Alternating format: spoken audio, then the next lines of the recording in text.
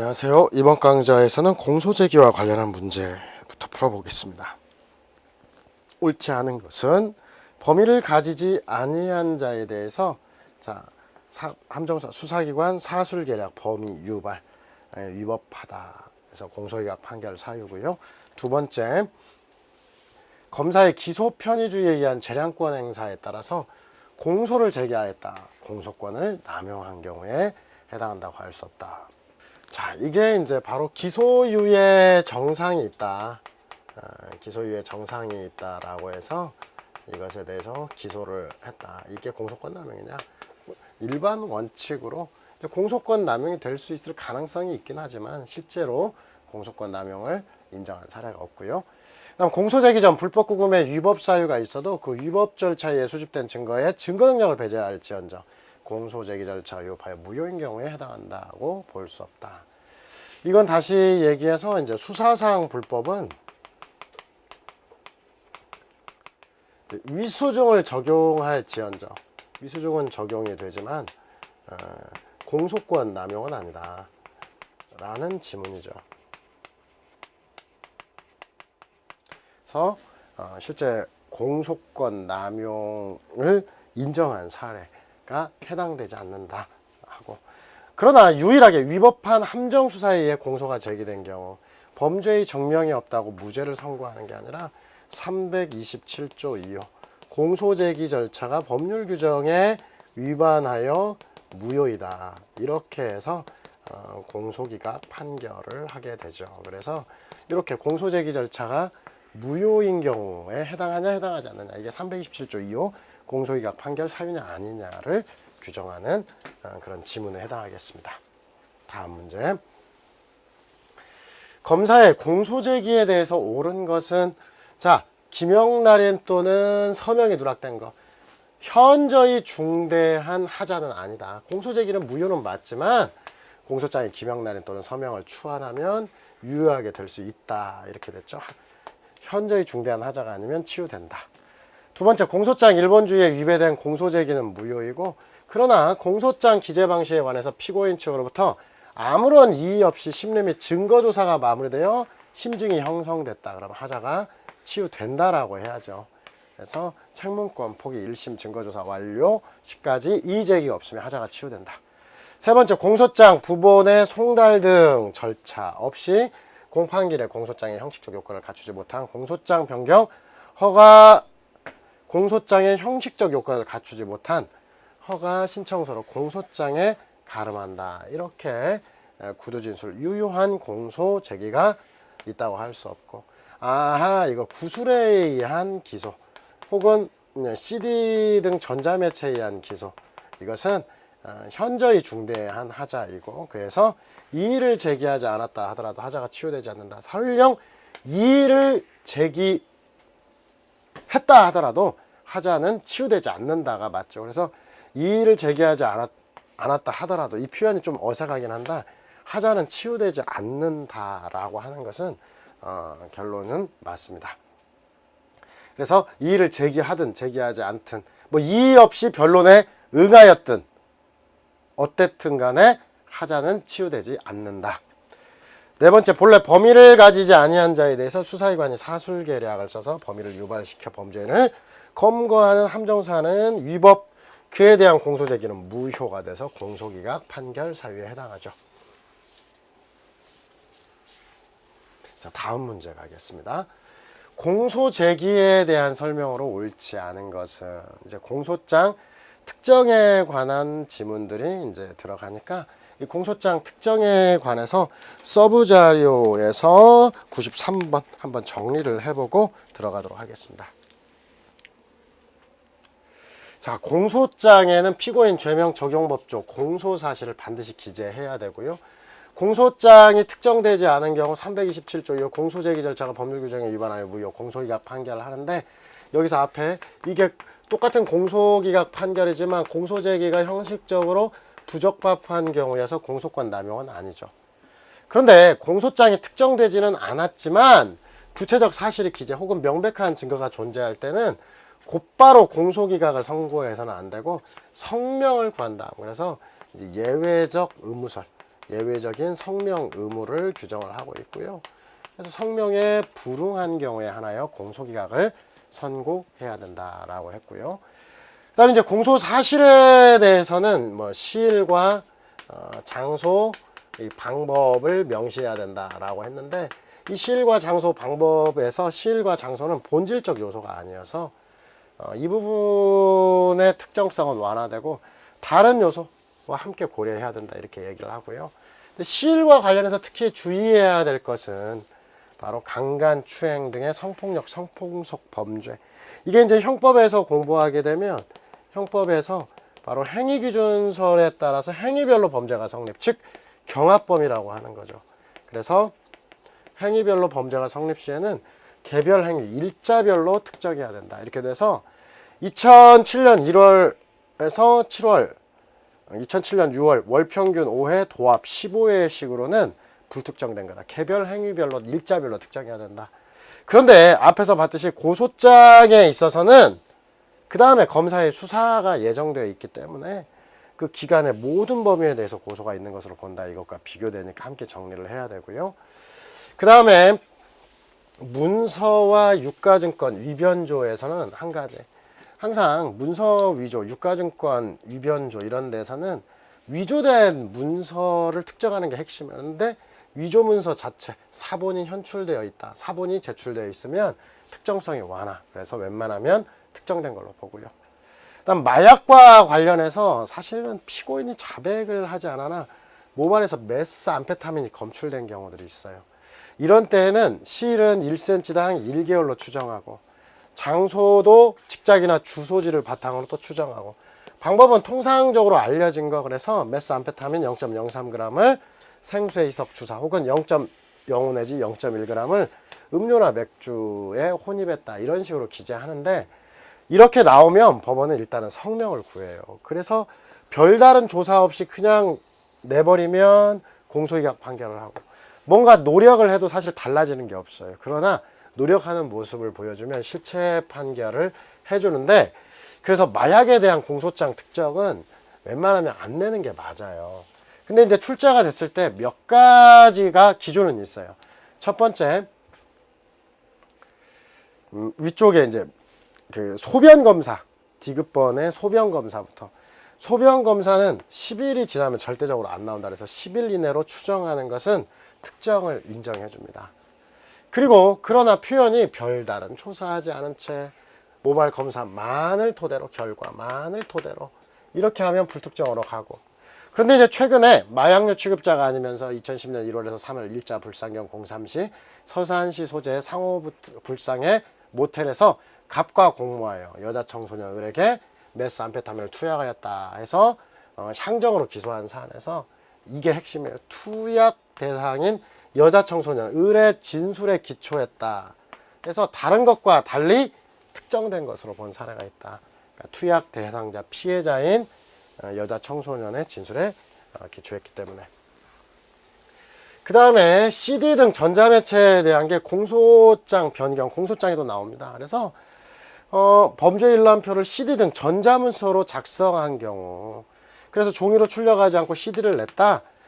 이때는 CD 부분은 무효이고 없는 것과 똑같이 봐요. 그래서 전자문서를 참조할 수 없다라고 했고, 그 다음 공소장 특정에서는 최신 판례들도 상당히 많이 봐야 되는데, 특허법과 저작권 위반. 여러분 특허법에서는 꼭 특허 등록번호를 기재해야 돼요. 그러나 저작권법에서는 저작번호 꼭 등록할 필요가 없거든요. 그래서 개별 저작권자가 누구인지까지 특정되지 않아도 상관이 없다고 보고요. 그 다음에 이제 풀무원 사건인데, 관세법 위반죄에서 포탈색, 이제 풀무원이 중국에서 대두, 콩을 사왔는데 관세를 포탈했죠. 근데 그 포탈색에 대해서 입증이 안 됐다는 거예요.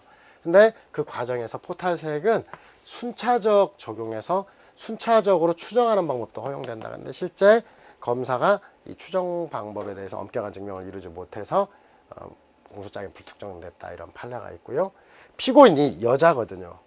근데 피고인 1의 부인 아내이고 피고인 3 주식회사의 경리다, 이런 정도만 썼다면 공모공동정범의 공모사실, 이것은 특정되었다고 볼 수 없다, 이렇게 얘기를 했고요.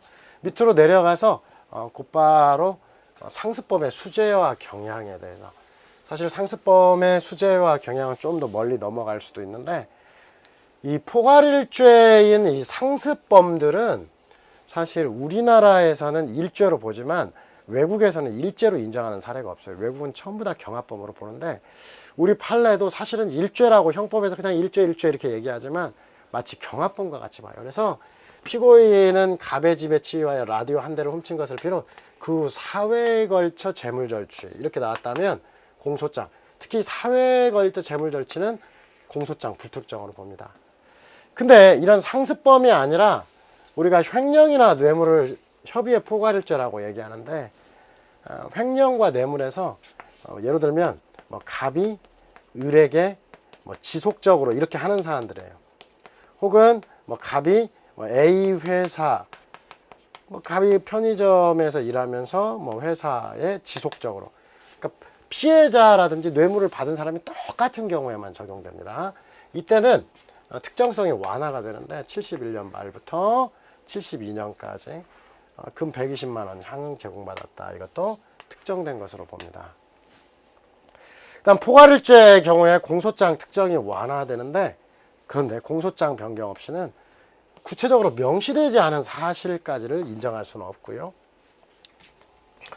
그 다음에 포괄일죄와 이중기소와 관련해서 상습범의 일부를 기소한 다음 자녀 부분을 추가로 공소제기하는 거, 이게 협의의 이중기소가 되는 게 원칙이지만, 자, 공중위생법 사안에서는 공소장 변경을 의제했고, 포괄일죄인 협박죄 사안에서는 그냥 성명이 없어도 상습사기, 상습절도, 여기 상습법은 아니지만 상상적 경합 이런 사안에서는 성명에 의해 공소장 변경의 취지임이 명백하면 전체 유죄. 실제로는 결론적으로는 의제를 했든 성명이 없더라도 성명을 통해 명백하더라도 전체 유죄를 인정할 수 있다. 이게 비교되는 게, 예를 들면 절도면 세 가지 상습범이라고 할 수 있지만, 만약에 절도, 사기, 횡령의 경합범이었다면 절도를 기소, 사기와 횡령을 기소했다. 경합범으로 기소하면 전체 그냥 유죄로 할 수 있죠. 그거나 마찬가지다. 실제 일죄라고 하면서 법리는 똑같아요. 또한 상습범에는 보강 증거도 원래 일죄인데도 불구하고 개별 행위별로 보강 증거가 필요하다. 이렇게 얘기를 했고요. 그 다음에 이 상습사기 범행 이후에 먼저 그중 일부가 단순 사기로 확정되면 자녀 부분을 상습범으로 기소하더라도 기판력이 안 미치고, 원래 일부가 상습범으로 확정된 경우라야 기판력이 미친다. 이건 사실은 부수적이고, 예를 들면 절도, 사기, 횡령, 경합범에서 사기가 먼저 확정됐다. 절도나 횡령, 뭐 다른 것에 기판력이 미치지 않는 것과 똑같이 죄명이 다르면 기판력이 안 미친다. 이렇게 얘기를 하고 있는데, 사실은 상습범을 마치 수죄처럼 본다라고 취급하고 있는 경향 중에 하나입니다. 자, 이제 문제로 돌아가서 한번 다시 살펴보도록 하겠습니다. 공소제기에 대한 설명으로 옳지 않은 것은, 사기죄에 있어서 여러 사람의 피해자에서 따로 기망행위를 하여 각각 재물을 편취한 경우, 범위가 단일하고 동일하다면 전체가 포괄일죄가 되므로 동일 사실의 기재의 각 피해자와 피해자발 금액을 특정해야 되는 것은 아니다 라고 얘기했는데, 사실 이 문제는 조금 어려운 문제예요. 우리가 그냥 형법적 지식이 없어서는 좀 알기 어려운데, 여러 사람의 피해자에서 따로 기망행위에서 각각 재물을 편취한 경우, 이런 경우에는 기망행위까지 다르다. 이것은 피해자별로 사기죄가 성립한다. 보통 이렇게 써주는 게 좋은데, 특히 국가지금 형법을 안 할 수도 있는데, 그러면 이게 이제 경합범에 해당하고, 이런 경합범은 개별 피해자별 피해액을 특정해야 됩니다. 두 번째, 피의자가 다른 사람의 성명을 모용한 타도, 성명모용 소송. 공소장에 피모용자가 피고인으로 표시되어 있어도 이것은 표시상의 착오일 뿐, 검사는 모용자에 대해서 공소를 모진놈 성명 모용 소송에서 모용자가 진범이고 실질적 피고인이고 공소제기의 효과를 갖는다. 그래서 피모용자에게는 공소제기 효력이 미치지 않습니다. 세 번째, 피고인은 2000년 11월 2일부터 2001년 7월 2일 인천이야 불상지 향정신성 의약품인 메스암페타민 불상의 방법으로 투여하겠다.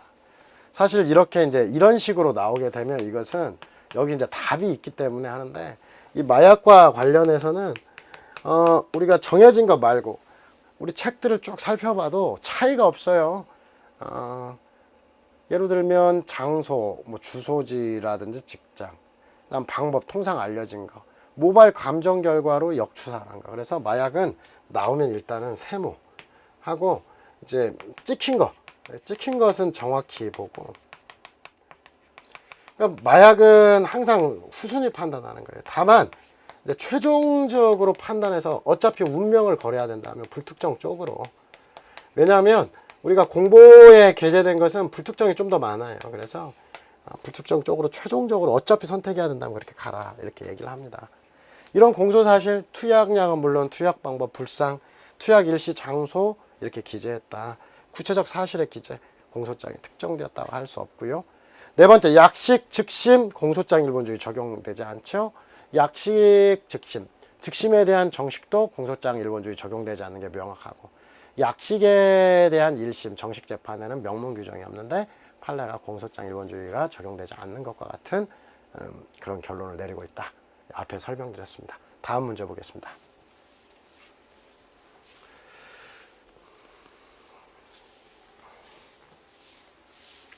공소제기에 대한 다음 설명 중 옳은 것은, 방조범의 공소사실, 항상 우리 정범 개념의 오의성, 정범의 구성요건을 충족하는 구체적 사실을 기재할 필요가 있죠. 자, 그 다음 공소사실의 동일성이 인정되는 범위 내의 사실에 대해서 법원은 공소장의 적용법조에 구애됨이 없이, 그러니까 이제 원래 적용법조라든지 적용법조, 이제 죄명, 이것은 이제 법률 해석에 관한 문제로 보고요. 이런 법률 해석의 문제는 기본적으로 이건 사법부의 전권이다. 이렇게 봐서 좀 완화 해석이에요. 사법부는 법을 해석하는 거다. 그래서 직권으로 법률을 적용할 수 있는 게 원칙적인 모습이죠. 자, 그 다음 3번. 공소장의 기재가 불명확한 경우 특정에 관해서 별도의 성명을 구함이 없이 불특정을 이유로 기각할 수 있다. 사실 이건 좀 애매한 면이 없지 않아 있는데, 원칙적으로 예외적으로 성명 의무를 인정하는 게 우리 판례죠. 네 번째, 공소는 검사가 피고인으로 지정한 자에게만 미치고 다른 공범에게 효력이 미치지 않죠. 유일하게 공범에게 효력이 미치는 게 공소시효 뿐입니다. 그 다음, 공소장 특정에 대한 다음 설명 중 타당하지 않은 것.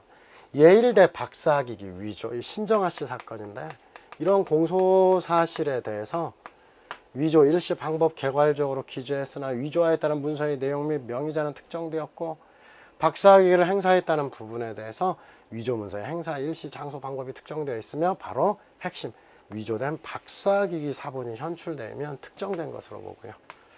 두 번째, 모발 검사 결과 투약 대상자인 여자 청소년 의뢰 진술을 토대로, 이거 특정됐다. 이거 예외적으로 피고인의 마약류 취급자가 아니면서 어떤 시점, 일자 불상경 03시 서산시 상호 모텔 여자 청소년에게 메스암페타민 투약 특정되었다고 볼 수 있다라고 했어요. 일반적인 경우와 달리 피해자인 여자 청소년의 진술을 토대로 했기 때문에. 세 번째, 피고인이 미성년자 의제강간, 의제강제추행, 이거 성폭력, 성풍속, 이거 행위기준설, 이거 행위별로 특정해야 된다라고 얘기를 했죠. 그래서 80년 12월부터 81년 9월 5일 약 20여의 강간에 특정되었다고 볼 수 없다가 맞아요. 네 번째, 피고인은 1970년 12월 28일 16시경 옥구군 갑의 집에 침입, 라디오 한 대를 훔친 것을 비롯 그 후에 4회에 걸쳐 상습적으로 재물절취, 포괄일죄의 상습 범위가 특정되었다고 볼 수가 없는 게 맞고요.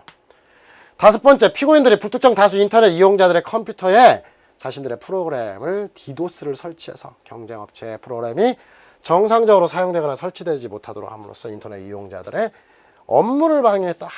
다행스럽게 컴퓨터 등 장애 업무 방해는 대법원에서 지금까지 불특정으로 봤어요.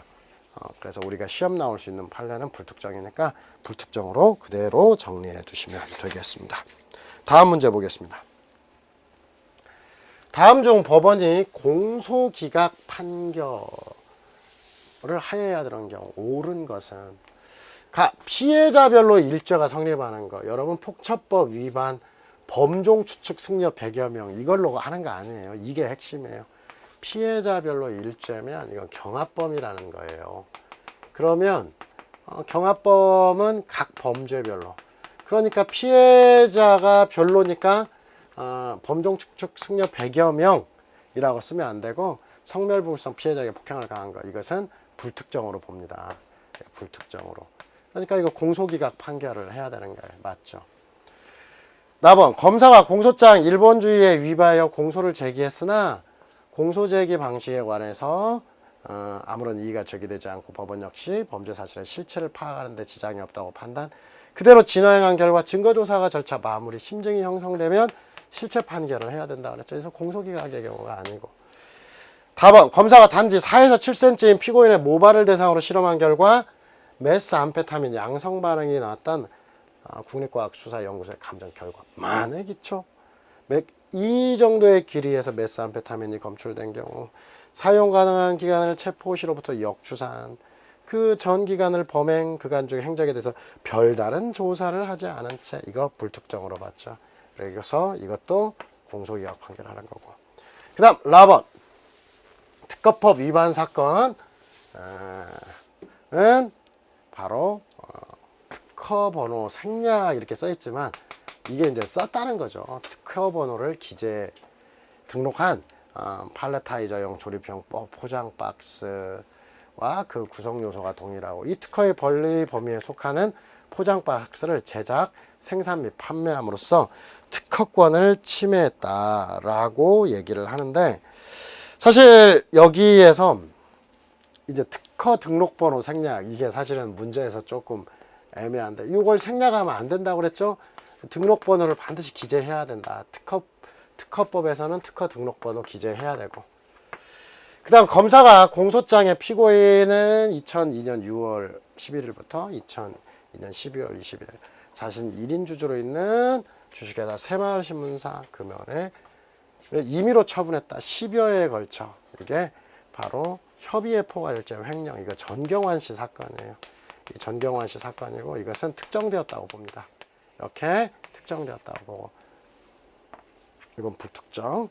법원 검사가 공모공동정범의 피고인 을을 기소하면서 공모관계의 특정을 피고인 을에 대한 공소사실에 피고인 을의 다른 공동 피고인들과 관계를 피고인 갑의 부인 병 주식회사의 격리 담당 직원 이 정도는 불특정이 되었다. 이렇게 처리가 돼야 되겠죠.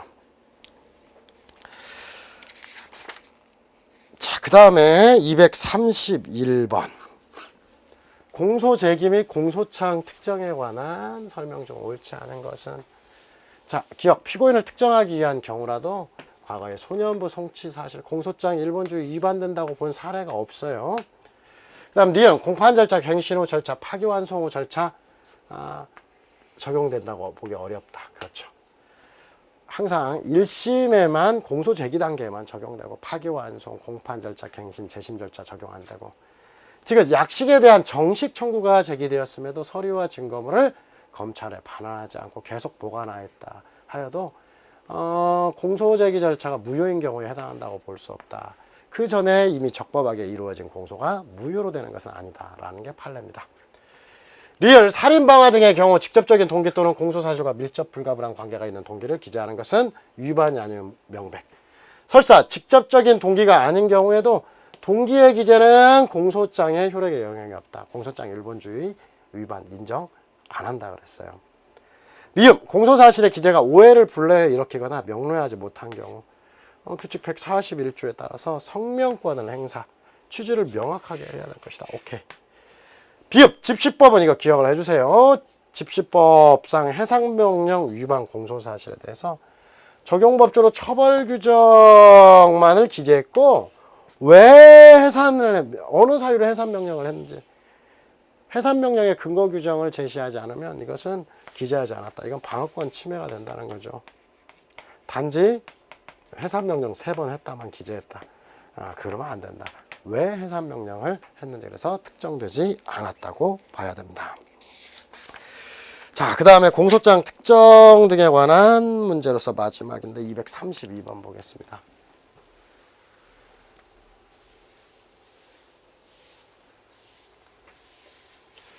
자, 1번 피고인이 생산 등을 하는 물건 또는 사용하는 방법이 특허 발병의 특허권을 침해하는지에서는 어떻게 특허 등록번호를 기재해야 된다 그랬어요.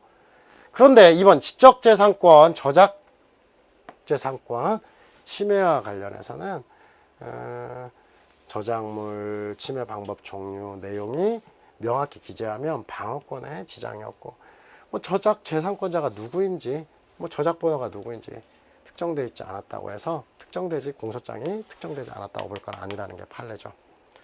세 번째, 검사가 공소사실의 일부인 범죄 일람표를 프로그램을 통해 열어보거나 출력할 수 있는 전자적 형태의 문서 CD로 작성, 종이로 출력하지 않은 채 그 저장 매체 자체를 공소장에 첨부한 경우 저장 매체에 저장된 전자 형태의 문서를 고려함 없이 서면만 봐야 돼요. 부분만으로 특정되었는지를 판단, 전자문서는 참조할 수 없다는 게 우리 판례입니다.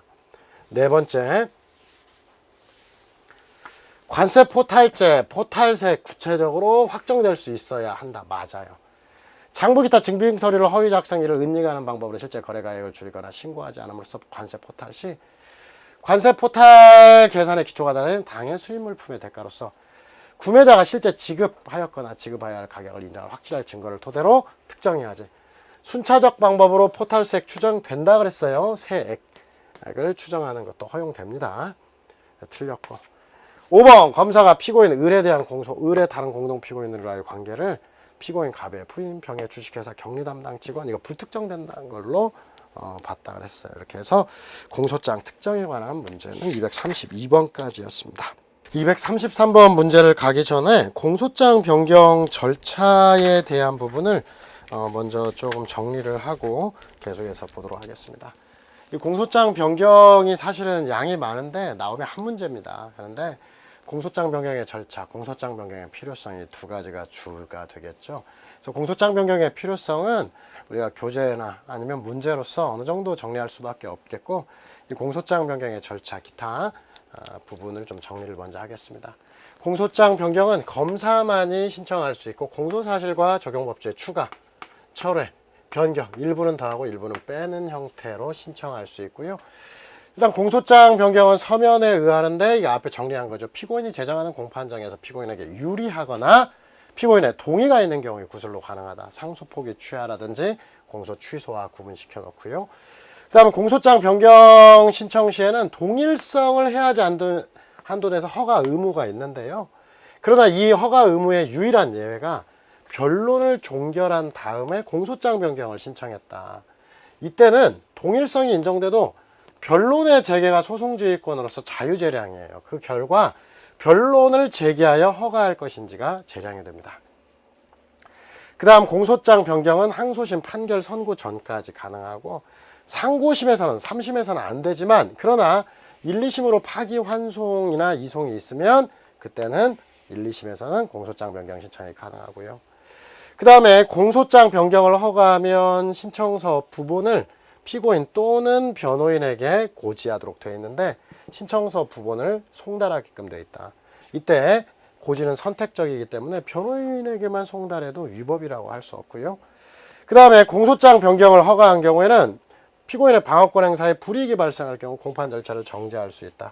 바로 유일한 임의적 정지입니다. 정지는 다 하여야 한다는데 이것만 유일하게 정지할 수 있다. 그래서 임의적 정지니까 공판 절차를 정지하지 않아도 위법은 아니고요. 자, 그 다음 법원은 동일성을 해야 하는 경우에 허가해서는 안 되지만, 그래도 인정되지 않음에도 허가한 경우는 직권 취소가 가능하고, 그 다음 공소장 변경의 신청에 대한 허가, 법원의 허가는 묵시적으로도 가능하다. 예로 들면 명시적으로 안 해도 뭐 절도에서 강도로 바꿨다. 그런데 그냥 강도에 대해서 심리를 했다. 변경된 사실에 대해서 심리를 하면 묵시적으로 허가한 것으로 볼 수 있고요. 마지막으로 공소장 변경 허가 결정, 수소법원의 결정으로서 판결 전 소송 절차에 관한 결정, 항고할 수는 없지만, 그러나 판결 전체, 1심 전체, 뭐 2심 전체에 대한 상소를 제기하면서 판결에 영향을 미친 법령 위반, 상대적 상소 이유로 제시할 수 있어요. 본 김에 공소장 변경 요구부터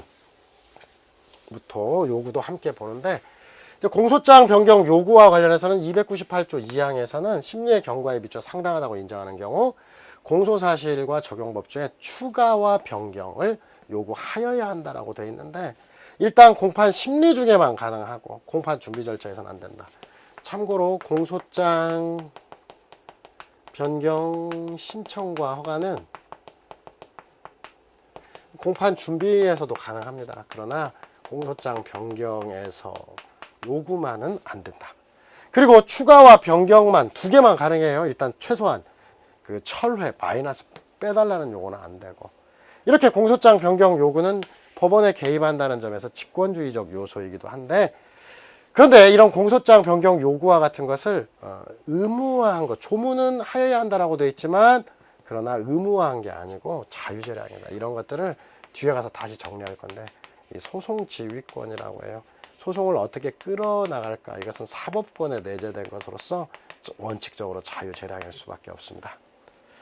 네 번째, 공소장 변경 요구가 있어도 검사가 신청하지 않는 한 공소장 변경의 효력은 발생하지 않아요. 즉 요구했다고 창설적 효력, 즉 공소장 변경이 되는 효과는 존재하지 않고요. 자, 한 가지 더 추가해서 예비적 택일적 기재나 추가에 대한 부분을 정리를 하겠습니다. 예비적 택일적 기재는 근거조문이 254조 5항 공소 제기에 있어서 임의적 기재사항입니다. 그러나 추가라고 하는 것은 이제 공소장 변경의 일례로서 조문에 명시적으로 써 있지는 않지만 공소장 변경의 일종입니다. 그래서 일단 먼저 동일성이 인정되지 않는 수객 범죄 사실과 적용법적으로 예비적 택일적으로 기재는 할 수 있어요. 그러나 여기는 254조 5항 조문에서 그렇게 써 있어요. 그래서 경합범에도 되는데, 그러나 동일성이 미치지 않는 수객 범죄 사실과 적용법조 추가는 안 됩니다. 이것은 공소장 변경은 항상 동일성의 범주 내에서 이루어져야 되기 때문에 그래요. 그리고 공소장 변경에서 이건 법원 실무제에 의해서 예비적 택일적으로 빼는 것, 철회는 개념상 불가능하다라고 되어 있고, 그 다음에 예비적 택일적으로 기재를 하거나 추가하면 A 또는 B, A 아니면 B, 전부 다 그 A, B가 상호 불가분의 관계인데 유일한 예외가 바로 공소시효다. 바로 공소시효는 별개의 법정령, 유일한 예외고요. 일단 공소시효 이외에는 예를 들면 예비적 택일적 기재 일부만 유죄 부분만 상소해도 상소심은 전부가 이심된다. 그래서 전부가 가서 유죄 부분을 파기하고 심판하지 않은 부분을 유죄로 인정할 수도 있고요. 예택기재에서 일부 자백에도 일부에 대한 간이공판 절차는 안 된다까지 봐두고요. 또 하나 더 해서 예외적으로 이제 축소사실 심판 의무가 있다고 본 사례가 정리가 되어 있는데, 일단 여러분들이 이제 피해자가 달라도 사기죄를 인정해야 된다라고 하는 거. 그 다음에 이 사기와 관련해서 그 다음에 야간 이건 한번 쭉 읽어보세요. 외우지는 못해도 야간 흉기 휴대 주거침입, 일반 주거침입을 인정해야 되고, 야간 또는 2인이 공동하여 형법상 폭행 협박의 죄를 범한 자와 관련해서 그냥 단순 폭행 협박은 인정해야 되고, 뺑소니가 안 돼도 업무상 과실치상은 인정해야 되는 거고, 희로뽕 투약 기수 미수 인정할 의무가 있고요. 그 다음에 향정신성 의약품 제조 판매 영리 목적 물질 소지 인정 안 돼도 제조 목적 물질 소지 처벌해야 되고, 그 다음에 이것은 형법에도 중요하죠. 보수를 받을 조건으로 신용카드 구입 주기로 한 거, 작물 취득은 아니지만 작물 보관죄가 성립하고 반드시 인정해야 됩니다. 그 다음에 8번. 갑을이 공모하여 사문서 위조했다. 공소장 변경이 없어도 갑을병이 함께 위조한 거 인정해야 된다고 봤고요. 이 죄물편취 사기를 이익편취 사기로 인정해야 되는 게 여기까지만 했지만 최근에도 나왔어요. 2017년 후반부에도 또 하나 더 나왔고요. 그 다음에 10번. 피고인이 피해자를 베란다로 끌고 간 후 창문을 열어 난간 밖으로 밀어 12층에서 떨어지게 하였다. 이게 살인의 공소사실이에요.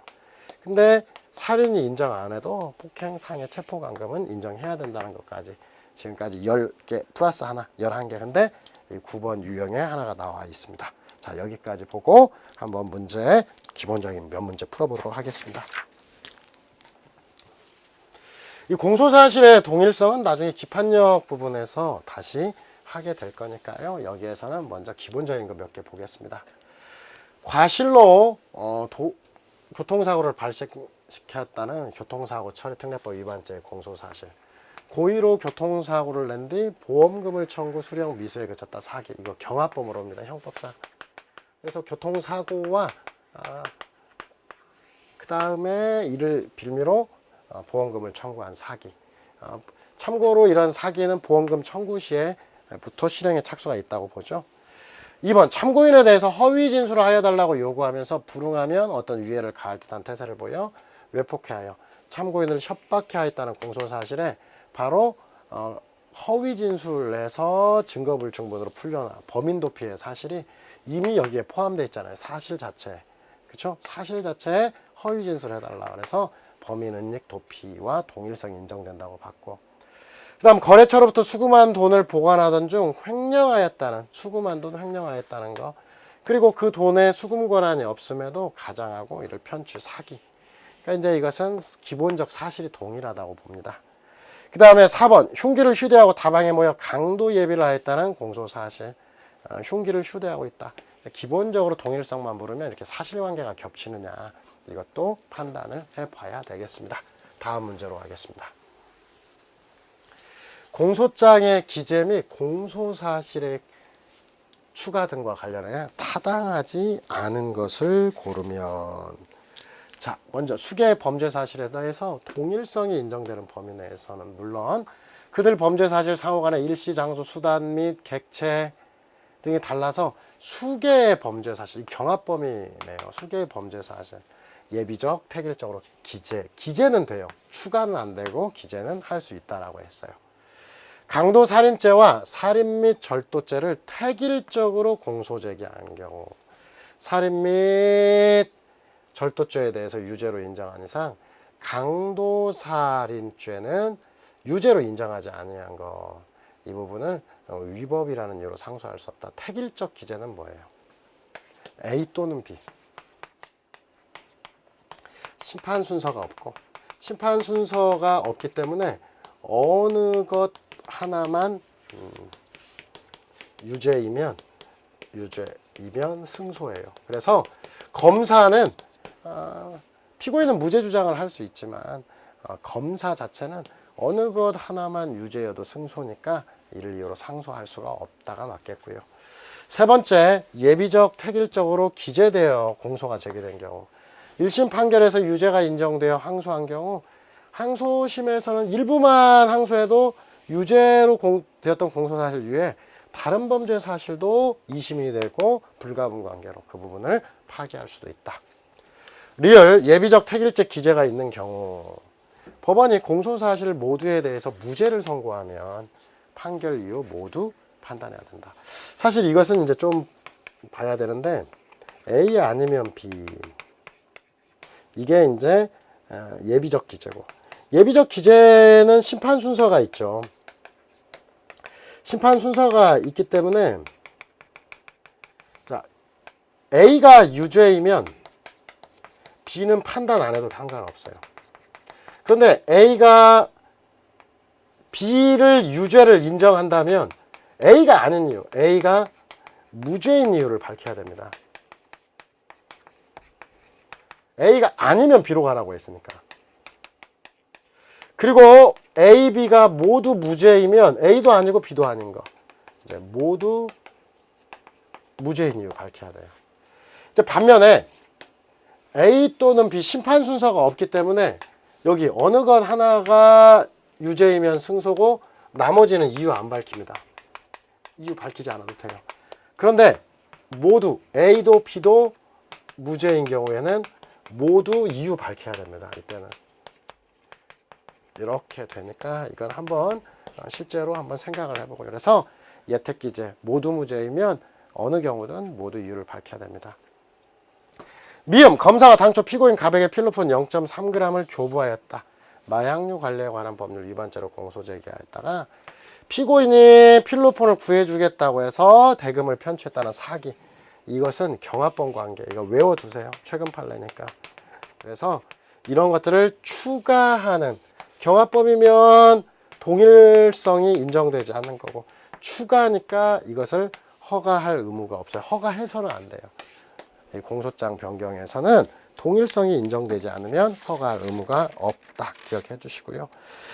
다음에 다음 문제, 한 문제 235번 보겠습니다. 공소장 변경에 관한 다음 설명 중 적절하지 않은 거. 공소장 변경 신청서 부분은 어느 한쪽에 대해서만 송달했다 또는으로 돼 있잖아요. 잘못이 있다고 할 수가 없고요. 2번 피고인 방어권 행사에 실질적 불이익을 초래할 염려가 없는 경우 기본적 사실이 동일한 범위 내에서 공소장 변경 없이 다르게 인정할 수 있어요. 그 다음에 공소장 변경 없이도 심리 판단할 수 있는, 이거 알아두세요. 죄가 한 개가 아니라 여러 개. 임의로 선택할 수 없고 반드시 성명 의무가 있어요. 성명 의무. 그리고 다 나아가 중한 범죄는 공소장 변경 없이는 인정할 수도 없고요. 네 번째, 공소장 변경 신청 시 동일성을 해하지 않는 한 허가 의무가 있습니다. 이건 원칙 조문이고요. 자, 그 다음